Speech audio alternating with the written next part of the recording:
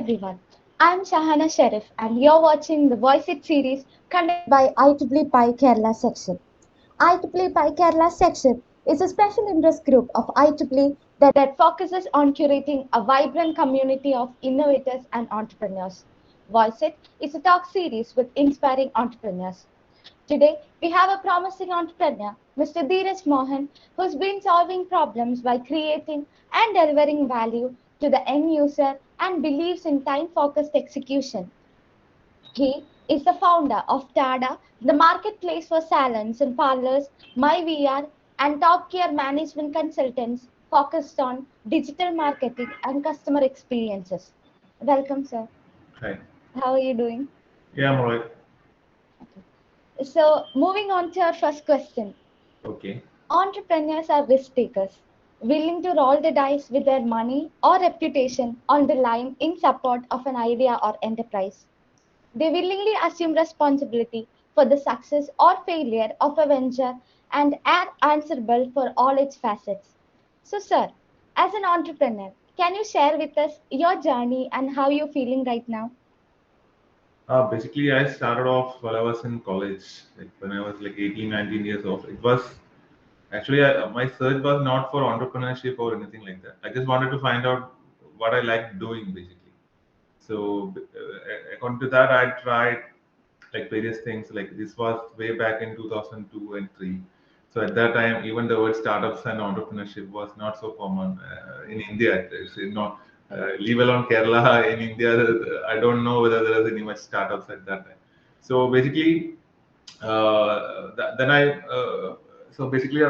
started off by working on some at that time programming and everything was quite like very basic like HTML and DHTML. I think CSS and everything just came in at that time. So I had learned a little bit of that at that time, but I realized that just learning that wouldn't make any sense because I couldn't sit and do everything for a long period of time. So that's what actually it was quite accidental. I started off by selling compact discs, that is CDs, which you might not be aware of right now, basically. So in old days, it was video cassettes, and video cassettes were replaced by compact discs. Then they were replaced by DVDs and so on. Now we can live stream everything on our smartphone or whatever device we have, basically. So at that time, so when we write CDs for others, not everybody had a computer at those days. So when we write CDs for others for their DVD players and everything, we'll get like 10 rupees extra in income. Okay, so it was started off like that. Then during my college, like arts festivals and everything.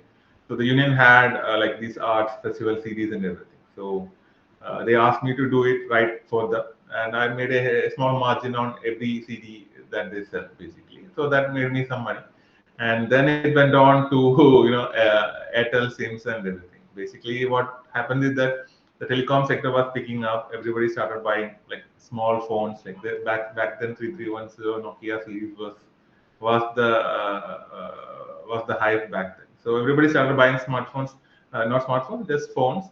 So SIM card was quite in demand. So basically, what will happen is that these SIM cards with 200 rupees talk time, we'll get it for 40, 50 rupees directly from the company. These are activated SIMs. So we started selling that initially in our college itself, government college Calicut.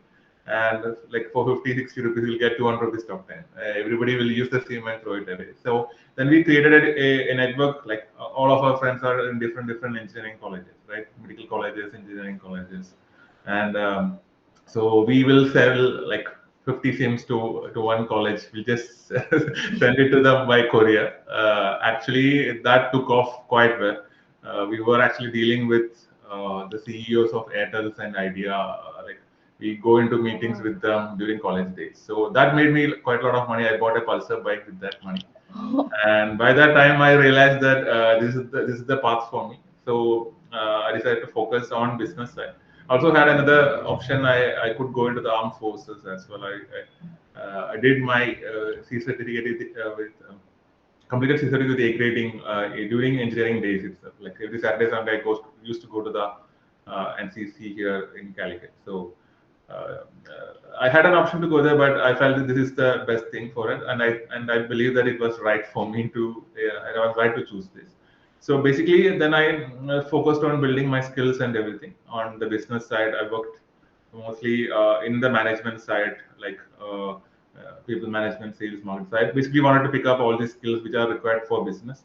So after that, even when I went to UK to do my MBA, I focused on the same thing, and it helped quite a lot, to be honest. That's why I'm able to survive in these competitive markets and everything, and even to build new products and services as well. So it was actually just a search for what's best for you, and it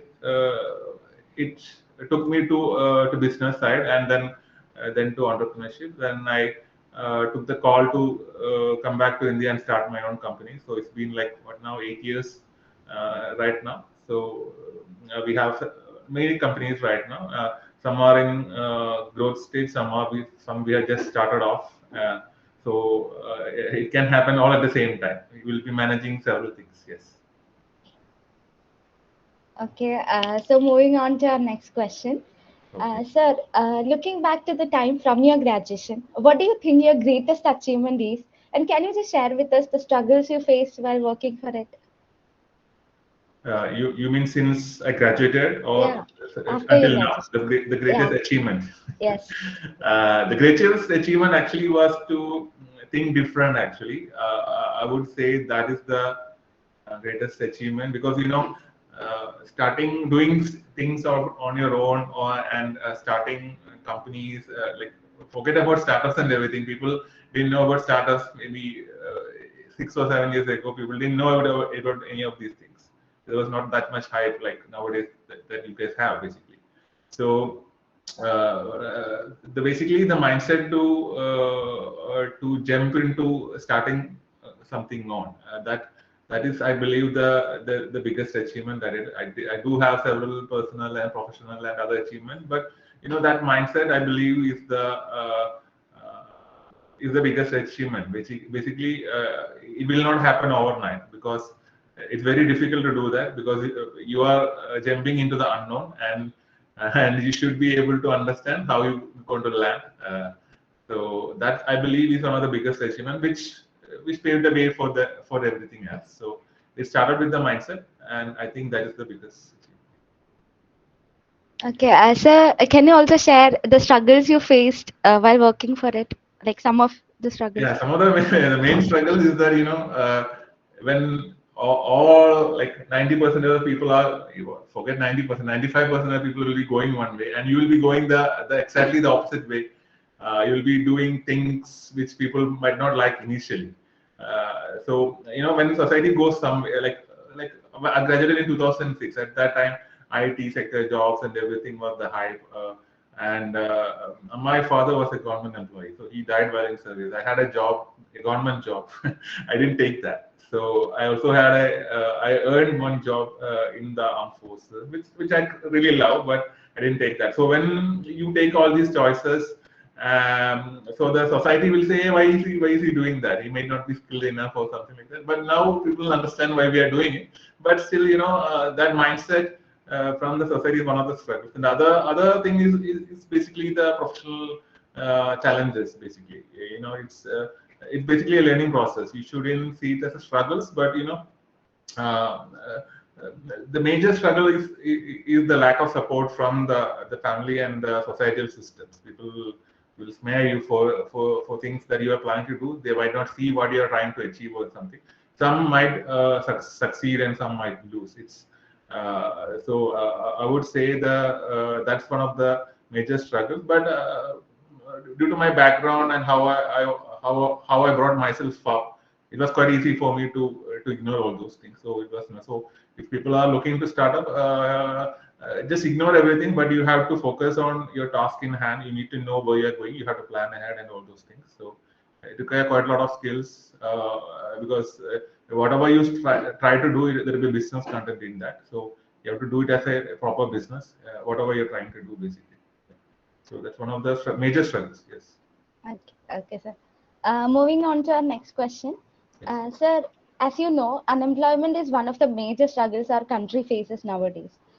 Even after knowing this fact, the number of people who are brought up as entrepreneurs is less in number. The Mm. main reason can be the risk and other factors behind this. So, even after considering all these factors, what were those elements which encouraged you to chase your passion?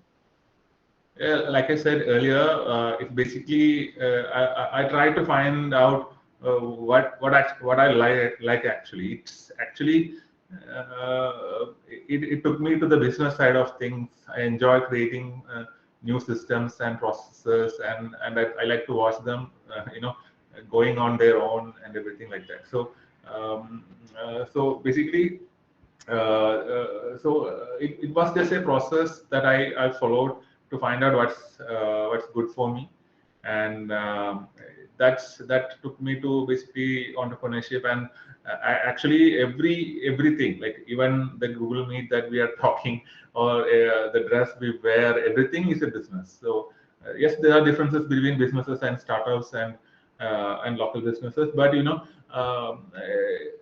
when we do something, everything that sells basically is for it will be of use to others, or to us human beings basically. Uh, so I think it's everywhere, and it was just a process for me, and I found that this is the best thing for me, and just followed it. That's all. Okay, so moving on to our next question. Sir, you had massive experiences in varied industries, ranging from finance to technology and even Yes. consulting. What has your takeaway been, and what do you think the future of technology and businesses are in today's world? It's basically like even like in this current COVID and post-COVID future, not post-COVID exactly, but after COVID, technology and businesses are like they are not two separate things yet. They are integrated in a manner, like everything and like technology is everywhere in our life. Forget about business. So it will naturally, businesses will be going more digital, I think, and more problems will be solved. Everything will be streamlined maybe in the coming decade. And actually, every change that comes about, so everything that changes will create new problems and opportunities for new products and services. So, so going forward, I think everything will get streamlined, and the future will be quite bright. And it's actually good for us customers, and because things will improve in a massive way. Like we use like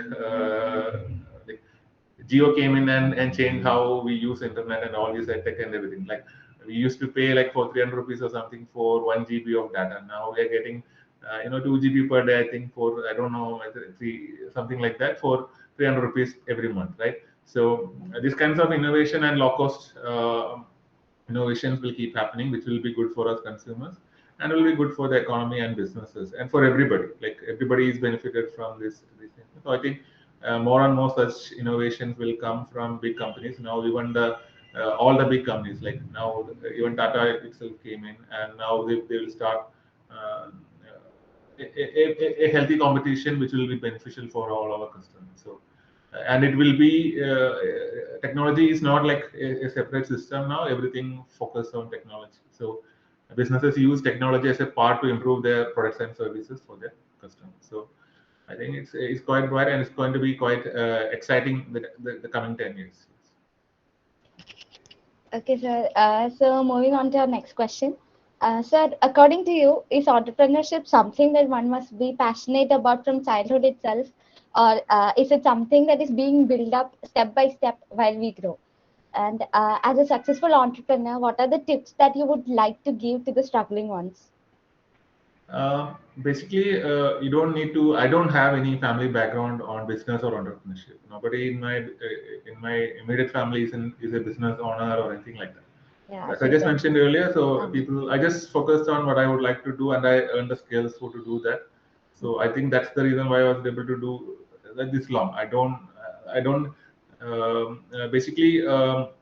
So the question basically is that like for entrepreneurs, you're asking whether you need to do it from childhood itself, or you yeah, can learn it anytime, right? yeah, Actually, yes, sir. it's like I said it earlier. So you can start off at any point in your life. There is nothing like you need to start off pretty young or something like that. But when you start off pretty young, actually, it's quite advantageous because you don't have any commitments, you don't have any Mm. family to look after. so you can focus on building your skills and products and services and all those things. So I would say until you are 21, I think you have it's a good time to learn and everything. If you have experience and good people who are mentoring you, you will be able to create good products and services. And one more thing is that you can do this at any point in your time, but the problem is that once you start doing a job, or once you get your time committed, like I said, your mindset to do that thing will change. So I would say starting from, you can start up whenever you like, basically, but I would say from maybe, let's say, 15 to 21 years is the best time for you.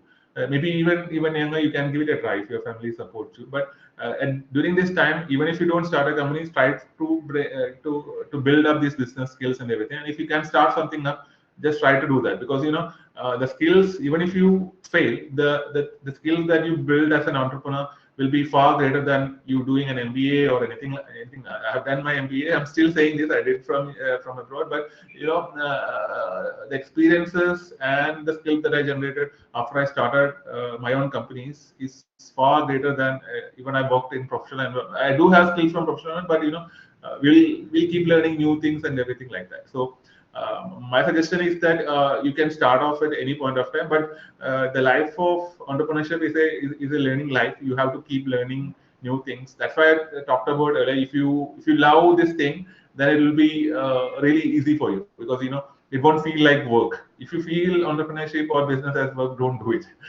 because you have to put in a tremendous amount of effort.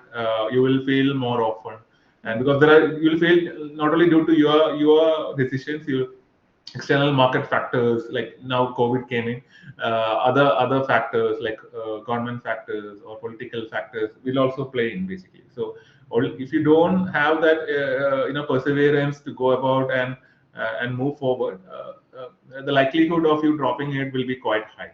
And actually there's a research that the older you get, the chances of you becoming successful as an entrepreneur goes high, basically. So people in their 30s, 40s, and 50s and 60s are the chances of them succeeding actually increases. It basically, I think, is directly proportional to skills you have. So even in the younger age, if you can harness the skills required for an entrepreneur, it basically is a combination of life skills and business skills. So if you can do that with experience, you will become a much stronger and smarter person. And even if you do not continue in an entrepreneurial path, you will be much valued by organization and companies, because people will be looking out for you. Sir, are there any tips that you would love to give to the struggling entrepreneurs? Struggling entrepreneurs, because it depends on the struggle, but I will just say generally, if people are starting up and they're finding it difficult, like entrepreneurship, basically you need to create a product and services. So whenever you create, like most people go about starting businesses, what business can I do, what startup can I do? Don't think like that. Think about what problems you can solve. And when you solve that problems, always ask, why should anybody use this? And don't go to your friends and family to validate your product. Just ask unknown people. They will give you honest feedback, which you can use to improve the product. So once you make your products and service proper, then it'll be easy for you to market it to your customers. So once your customers start buying, your revenue will come in, and once revenue start coming in continuously, your problems will be solved. So that's one of the core things, and it starts from the very beginning. And the other things are basically like depending upon your skill set, you might not be knowing everything. Nobody knows everything. So you need to understand what you need to how to say this, what you need to have to reach your goals and objectives, like your business goals and objectives or your startup goals and objectives. And then you have to understand what all skills you have and what all the skills you require. So either you can hire people, or you can get it outsourced, or by other means. You have to have this skill set to build this team. So you can only go so much on by own. So you need to build the team, and building the team is actually the process of building the business, and that's where actually things will start. whether you succeed or fail depends on that team and how that team operates and how the company culture operates and how the performance and everything. It's a big thing that you have asked. One of the my MBA module leader, Nick Scott, he told me that MBAs are superhuman people. They need to manage their whole organization and everything. But entrepreneurs should be superheroes. So you should have multiple skill sets, far greater than MBAs or anybody like that, because you need everything, basically everything under the sun to succeed. So the primary mindset should be that you'll obviously face struggles. So you first have to understand the struggle, and nowadays everything is available online. Every solution you can just go Google it and find the solution. So that self learning and self motivation and self driven approach is the approach of an entrepreneur. So basically, if you have that ability to learn everything and on your own and to drive everything forward, then I think the struggles won't last too long, and you will succeed, basically. Yeah. Okay, that's all about our questions. Okay. It is really exciting to hear from you, sir, and it was such an insightful conversation. I'm Okay. very much delighted to be talking to you. Thank you so much, sir, for sparing your time with us. Thank you No so much, problem. sir. Thanks very much, all. Okay, thank you, sir. Do let us know about your suggestions and views in the comment box. Thank you so much for watching and stay tuned for such inspiring talks. Thank you all.